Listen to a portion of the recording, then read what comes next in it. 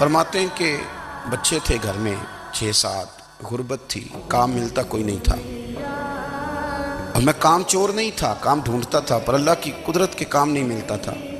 فرماتے ہیں کہ میں نے ایک دن اپنی اہلیہ سے کہا کہ آج میں پھر جاتا ہوں کام ڈھونڈنے، تو میری بیوی بڑی فرما بردار تھی، پر اس دن نہ غربت کے ہاتھوں تنگ آ کے کہنے لگی آج نہ کچھ لے کے آیا تو میں بچے لے کے چلی جاؤں گی۔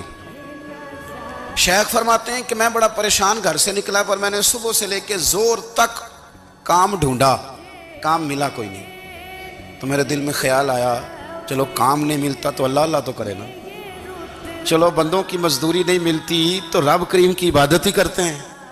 فرماتے ہیں کہ میں نے نا فرات کے پانی سے وضو کیا، نہر کے، شدید دھوپ تھی، ساتھ ریت تھی اور ریت تپ رہی تھی، میں نے اپنا رومال وہیں مصلی کے طور پر بچھا لیا، اور فرماتے ہیں کہ زور سے لے کر عصر تک نماز پڑھی، دھوپ بھی پورے زور پہ، پر میرے سجدے کا ذوق بھی پورے زور پہ، میں سجدہ کروں تو پھر میرا اٹھانے کو جی نہ چاہے۔ فرماتے ہیں کہ عصر تک میں نے نفل پڑھے اور میں وہاں سے چلا۔ اب میں جب نکلنے لگا تو دل میں خیال آیا کہ چھوٹی چھوٹی دیواریں ہیں گھر کی، بغیر کچھ لیے جاؤں گا تو بیوی دور سے دیکھے گی تو شور کرے گی کہ پھر خالی ہاتھ آ گیا ہے۔ کہتے میں نے اپنے اسی رومال میں جس پہ میں نے نماز پڑھی تھی نا، رومال میں، کہتے ہیں اسی میں نا میں نے کچھ ریت بھر لی کہ وہ دور سے دیکھے گی تو سمجھے گی کچھ لے کے آیا ہے، چلو جا کے اسے بتا دوں گا کہ آج پھر مزدوری نہیں ملی۔ کہتے ہیں وہ ریت لے کر جب میں گھر میں گیا تو پہلے بیوی دروازے پہ کھڑی ہوتی تھی، پوچھتی تھی خالی ہاتھ آ گئے ہو؟ آج میں نے دیکھا تو ہے ہی کوئی نہیں۔ فرماتے ہیں میں اندر داخل ہوا، سلام لیے، کونے میں نے وہ رومال رکھ دیا اور میں نے آواز دی کہ بھلی مانس کہاں ہو؟ تو وہ کہنے لگی آپ منہ ہاتھ دھو لیں، میں روٹی لے کے آئی۔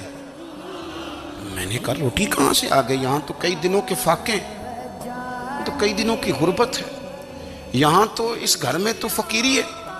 فرماتے ہیں کہ وہ روٹی لے کے آئی اور اس وقت کی جو موجودہ نعمتیں تھیں، سمجھ لیں سلاد، اچار، ہر چیز ساتھ لائی۔ میں نے کہا کہ بچے کہاں گئے؟ کہنے لگی وہ کھانا کھا کے کھیلنے گئے، آپ کھانا کھا لیں آ جاتے ہیں۔ کھانا اس نے چن دیا۔ میں نے حیرت انگیز لہجے میں ساری نعمتیں اپنے دسترخوان پہ دیکھ کر کے بیوی سے پوچھا یہ کہاں سے آیا کھانا؟